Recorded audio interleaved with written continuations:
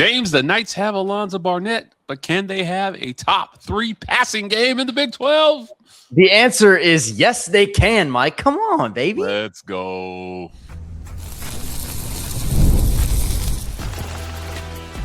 You are Locked On UCF, your daily podcast on the UCF Knights, part of the Locked On Podcast Network, your team every day. Welcome on into Locked On UCF, your daily UCF podcast. I'm your host, Mike G. Turn us on, turn us up. We'll turn it out. I'm here with my good friend, James Duncan, UCF sports commentator extraordinaire, co-show host here at Locked On UCF. Talking a little UCF football to get your Monday started. Guys, on today's show, how many of these UCF Knights do we think can make all Big 12 by the end of the season? It's time to talk about it. Yes, and with all Big 12 nominations, you got to get some wins. What are the chances of achieving 8-4? Yeah, it seems like that's where the bar is at for a lot of fans based on our comments. But you know what will help you achieve 8-4 is having a top 3 passing game in the Big 12, which is where we'll start the show, guys. Don't forget to like and subscribe to the channel. Your likes and subscribes help keep us the #1 UCF podcast out there. And believe me, we are the #1 UCF podcast. Start at the top 3 passing game, man. Now, to have this conversation, we got to take a look back at where the Knights were in the league last year. So let's take a look at the entire league. Baylor led the league in passing yards per game at 309 passing yards per game. Now, of course, they had Sawyer Robertson. He is gone. They now have DJ Lagway.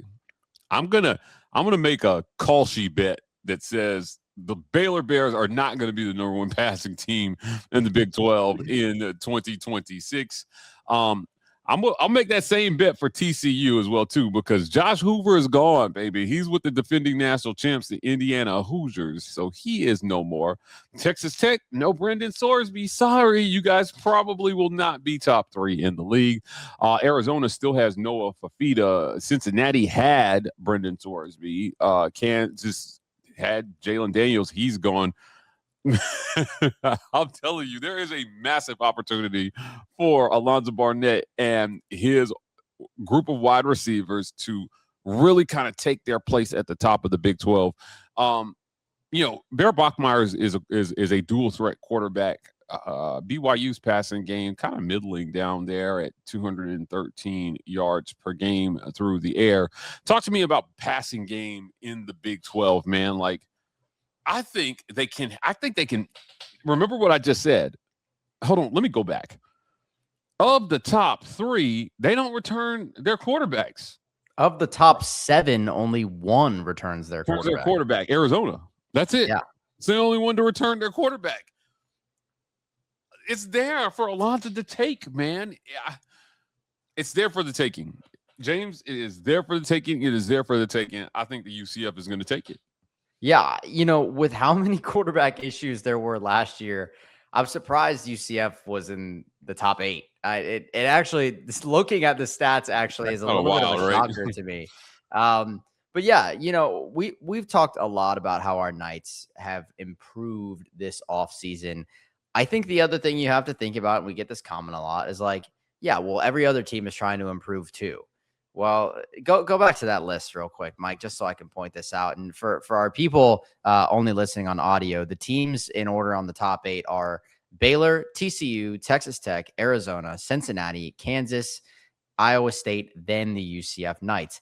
Baylor Bears lose Sawyer Robertson, but they get Lagway. Now, Lagway's been, I've heard, solid in camp. He's coming over from Florida. TCU, well, they lost Josh Hoover to Indiana. Texas Tech, who knows? It could be Tommy Castellanos for all we know. It could be Will Hammond. We don't really know what's going on with Texas Tech. Arizona returns Fafita. I would say they probably have a really good shot at being a top 3 passing offense. Cincinnati is questionable at quarterback. Same with Kansas and Iowa State.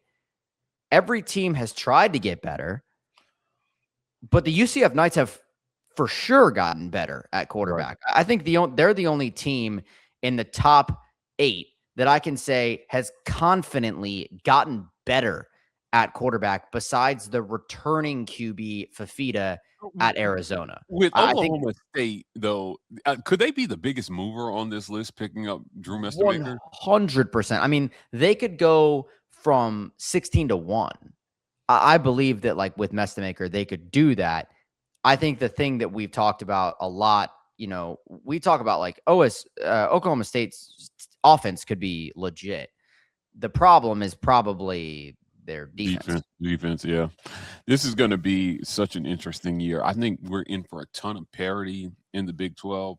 Not only do I think will Alonzo Barnett now be at least a top 5 quarterback, but I think they'll have a top 3 passing offense.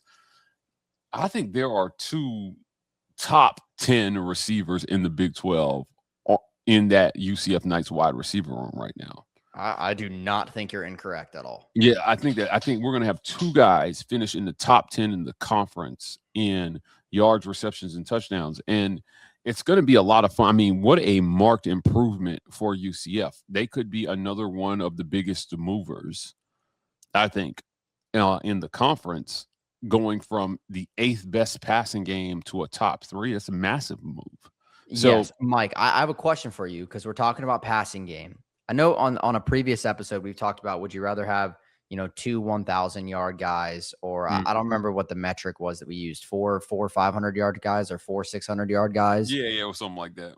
I think, would you rather have, this is a secret little bonus segment. Would you rather here on the fly? Would you rather have 2 guys in the top 10 or 4 guys in the top 15? Because think about it. Hear me out. I'd rather have 2 guys in the top 10. And here's why. Like, give me 2 guys absolutely dominating on the outsides, and Dylan Wade probably is just eating up everything else. That's true. That game, that passing game, like, is just going to be so unstoppable if you've got 2 top 10 receivers and Dylan Wade out there. Alonzo Barnett is going to have the time of his life this season. I don't think people understand. Like, when we're talking about this UCF passing game and the potential of the targets that he has, think about the fact that you're probably going to have, like, your guys that are out there.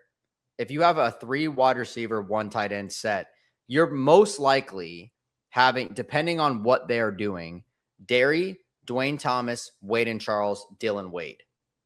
That's already stacked. But once those corners get tired and you bring in Tyron and Day behind him, and Bibbs and Rollerson's been kicking butt too. I mean, it's scary to think about the wide receiver depth and talent in that room. Yeah, as long as they continue to dial it up, scheme guys open, right? I think a lot of offensive coaches recruit 5-star receivers and then just expect them to go out there and win 50-50 balls all day. No, man. Like, in the best offenses, right? Like, if you want 2019 LSU passing game, you go get Justin Jefferson and Jamar Chase, and then you scheme those guys open. Yeah. And I mean, that's what Joe Brady was, their passing game coordinator or whatever that year, but that's what he was doing. He had 5-star receivers, but he was still scheming those guys open. And as a result, Joe Burrow threw for 60 touchdown passes. Like, when you get a great quarterback with great receivers in a great system with a great play caller, you get records broken. And I think, hot take here, I think Scott Frost was a great play caller in 2025. Now, he had a great quarterback. I would argue that the receivers were good, but not great. I think they have the potential to be great this year. This is going to be, I'm so excited about what this passing game could be. Tomorrow we're going to do a segment kind of looking at rushing leaders. But when you put it all together, this could be a really dynamic offense for UCF. Look, let's get to our first break. And when we come back, I want to change gears a little bit and talk about this schedule again. We've talked it to death. It's almost time to stop talking about the schedule and start being about the schedule. But we're still about, 10 days out from Knights football. So we're going to talk about this schedule one more time right here on Locked On UCF.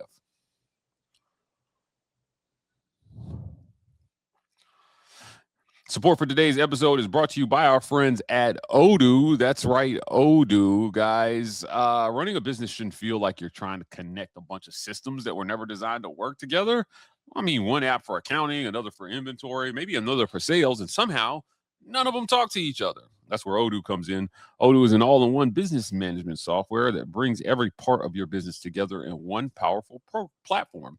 From sales and accounting to inventory and marketing, everything works in one place. Odoo is one platform to manage, grow, and scale your business. The best organizations know that success isn't just about talent. It's about having everyone working toward the same goal. And that's true in sports, just like it is in business.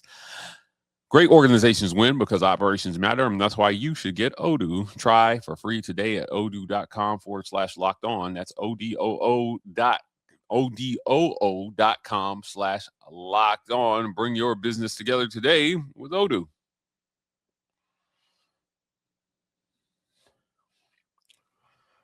Guys, don't forget to like and subscribe to the channel. We are the #1 UCF podcast. We plan on staying there, but we need your help. You guys have been so gracious in listening and dropping comments and engaging. Let's keep that going. You know what else we're going to keep going is this conversation about the schedule. James, what are the chances that the Knights go 8-4? Like, and this is a 0 to 100%. I need a percentage from you here. Is there a 50-50 chance of 8-4? I think that you can really sell. I think recruiting will jump. Everything moves forward if you can produce 8-4 with this schedule. Anything less than that is, you might have some splaining to do. You might have some splaining to do. But looking at this schedule, Bethune-Cookman, I've told you, I don't think cleaning September is out of the question. That gets you halfway there. You play the worst team in the league in Colorado. Iowa State is not great. Kansas has got some turnover. I mean, there's some, Oklahoma State's going to have a terrible defense. There's some opportunity here on this schedule, but you got to find the wins in the conference.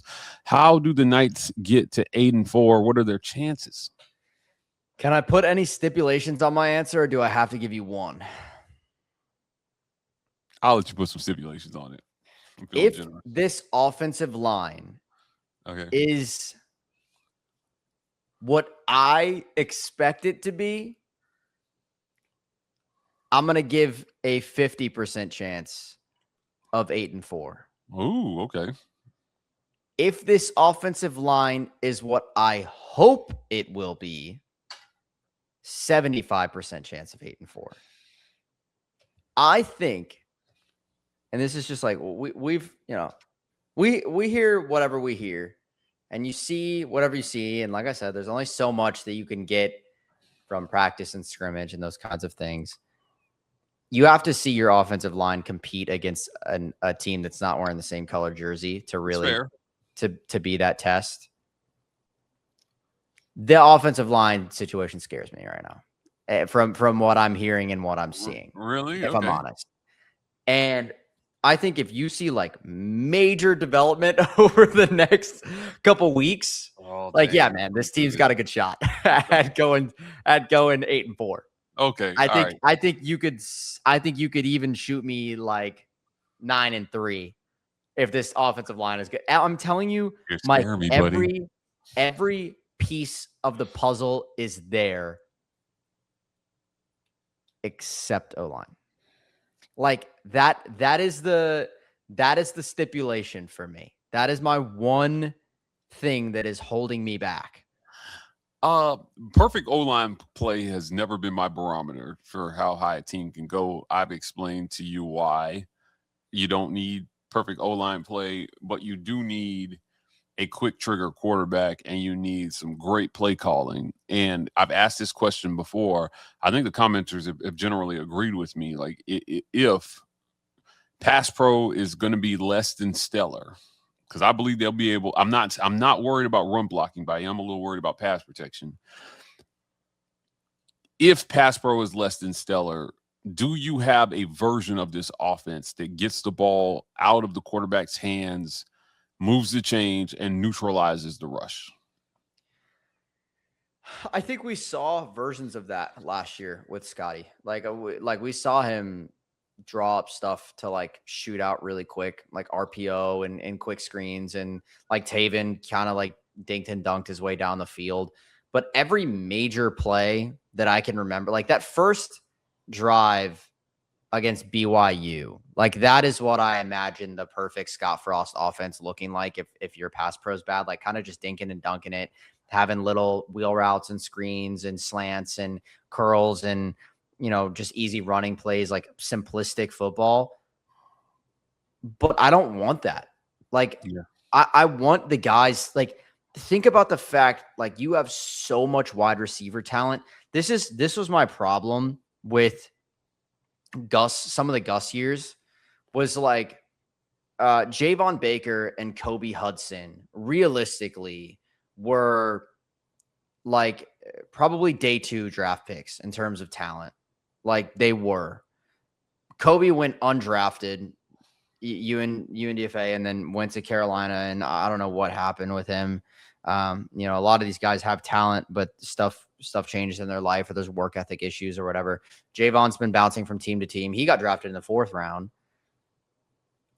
or maybe it was 6th round. No, I think it was 4th to the Patriots. But you can have talent on your team, but if you don't get them the ball enough, they are going to go somewhere where the quarterback has enough time to give them the ball.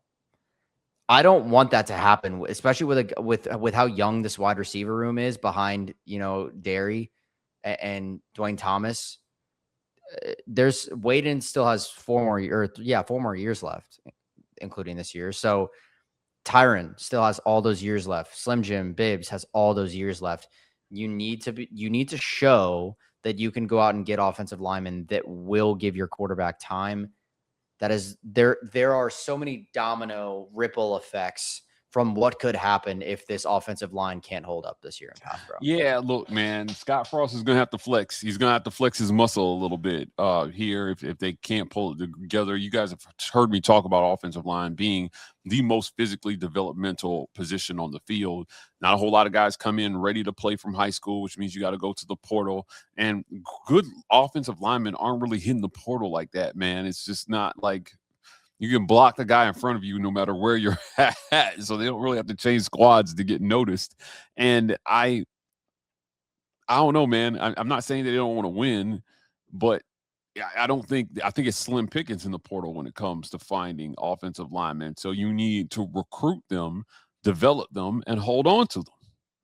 That takes time. When I worked in NIL, the biggest jump in what we were paying in terms of like position from like year 1 to year 2 to year 3 of NIL was offensive line. Like you would have to pay ungodly amounts of money for an offensive lineman that was worth a damn. And even guys that were just sitting out there in the portal that maybe had years, but they had P5 experience or upper G5 experience, those guys were still raking in hundreds of thousands of dollars. Wow. Mike, it is one of the most expensive positions. You think about like skill guys, wide receivers. Everybody wants to play wide receiver. Everybody wants to play quarterback. Quarterbacks are expensive, but everybody wants to play wide receiver. Everybody wants to play running back. The guys that are getting down and dirty at offensive line, those were the least paid positions when I started. By the time I left NIL, they were some of the highest paying. When NIL first became a thing, Texas had a collective adjacent organization called Hearts for Horns. And essentially they were advertising, if you're a lineman and you sign here, $75,000 NIL deal. Texas signed the best O-line class in the country that year. And it helped set the stage for Sarkisian, right? And, you know, what he had to work with, understanding that if you can build that line, it's Texas, you're going to be able to find the skill players, right? You're going to, you know, they got money. Money is not their issue there. So, but you still have to get the guys in the door at the right positions.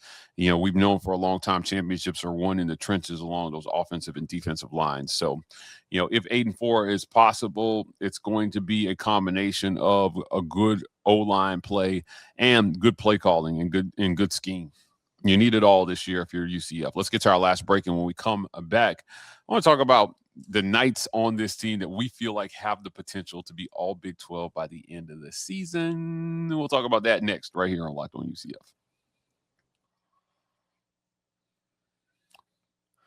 Support for today's show is brought to you by our friends at FanDuel, official partner of the MLB. Baseball fans, if you think you know who's hitting a homer today, FanDuel is giving you a free chance to call your shot with daily dingers. It's easy to play. Just make your free pick for who you think will hit a home run in their game. And if you're right, you'll receive a profit boost on your next bet for a chance at extra winnings. Best of all, you can make a free pick every day throughout the MLB season. Daily Dingers is another fun way to stay engaged with every day's games, whether you're following your favorite team or keeping an eye on matchups across the league. Every game has someone capable of going deep. Now you get the chance to make your prediction before the first pitch.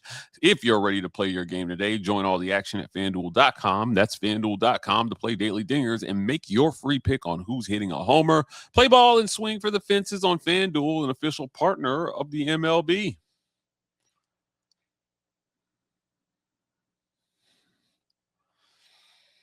How many Knights will make all Big 12? Let's start on offense. I think Dylan Wade is probably a lock for all Big 12 at the end of the season. Yeah. I think Alonzo Barnett has a 60% chance of making all Big 12 by the end of the season. I think Josh Derry is a lock for all Big 12 by the end of the season. I think Duke Watson has a 50-50 chance of making all Big 12 by the end of the season. Tyron Horns, baby. I knew it. All Big 12 by the end of the season. I knew you couldn't. I was waiting. I was just sitting there. I was like, is he gonna forget about his take here? Like, no, absolutely not. Absolutely not. Come on, man. 110% chance to make all Big 12 by the end of the season. Tyron Horns. Talk to me about offense before we get out of here, man. Who makes it? Who's got the best shot to make it? Derry and Wade. That's like Derry Wade. That's it. That's all you Derry got? and Wade. Those are the two guys. No, I just think really. there's a lot of talented quarterback play in the Big 12. I think Alonza's got like a 50% chance. I think Okay. like if he has a solid, like if he has an unreal season, like obviously I think like we've talked about Heisman opportunities for him. I think if you're talking Heisman, you got to think all Big 12 like is something that you got to get there. Like I said, I think he has all the tools to get him there. I think he's got all the talent. He's got all the surrounding, cast to get there. Man, this running game's tough because I think to be all Big 12, you generally like at running back have to be a bell cow. That's why I'm also worried about wide receiver.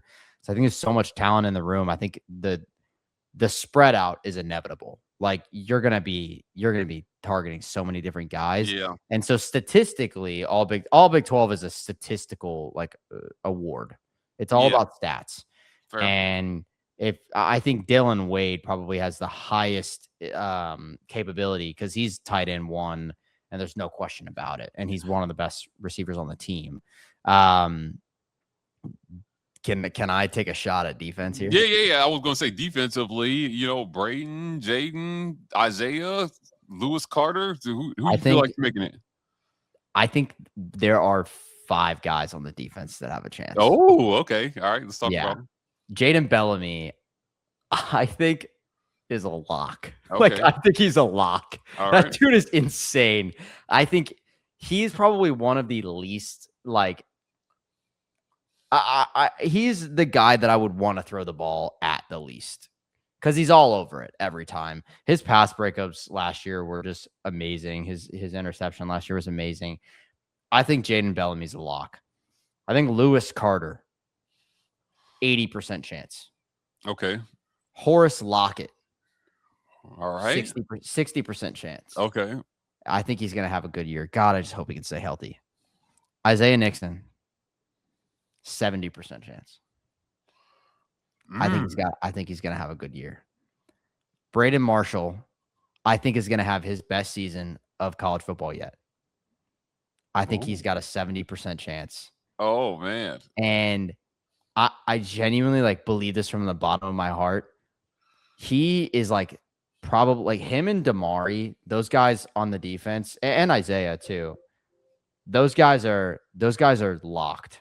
Like those guys feel good about the season. They've been here for years and years and years. They haven't been anywhere else. They are like as UCF as it gets. That's true. I think guys like that get rewarded their senior season. Like think about Malachi's his year last year. He had an explosive year. He goes first round in the draft. I think these guys have the opportunity. When you spend 4 years, 5 years sometimes at a single place, and you don't transfer, that shows loyalty. I believe personally in like loyalty gets rewarded. I think the reward for that is going to be these guys have a ridiculous season. Yeah, look, I believe in Alex Grinch's defense. And I think that all the guys you named are on my list. I just want to say that if you can pair that with winning, then they don't get overlooked this year. There was a reason why you guys didn't feel like Malachi was going to get selected in the first round. I was the only one. I was like, nope, I think he's a first rounder. And bam, he's in the first round. And so the scouts were able to look past the association with the 5-7 football team to see that he was extremely talented. Now, fortunately for us, you do Cowboys hit. He's a Dallas Cowboy. So if you want to keep up with Malachi, head on over to Dallas Cowboys Hit on YouTube and subscribe to James, and he'll keep you updated on Malachi and his goings on. Sure. We did this segment on my other YouTube called where we sit down with players around the fire pit as well too. This is a random aside. And one of those receivers was Camden Brown, who is tearing up Dallas Cowboys camp right now. So good. He's so good. I can't believe they let him walk out the door. But he's very, very, and he's a great kid, by the way. Just a great kid. But look, there's going to be a lot of great guys on this defense. There's going to be a lot of great guys on this defense. Will they get the recognition they deserve because of the association with a winning program? I think that is the question. James Duncan, UCF sports commentator, co-show host here at Locked On UCF. I want to thank you for joining me on today's show to talk a little UCF football. Guys, do us a favor. Hit the comments after the video. Let us know what you think about which Knights potentially make all Big 12 at the end of the season. Put a percentage chance in the comments on 8-4 for the Knights. I want to hear from you guys. Can the Knights have a top 3 passing game? We want to see it all in that comment section. Don't forget to like and subscribe to the channel. Help keep us the #1 UCF podcast out there. We'll see you guys tomorrow right here on Locked On UCF.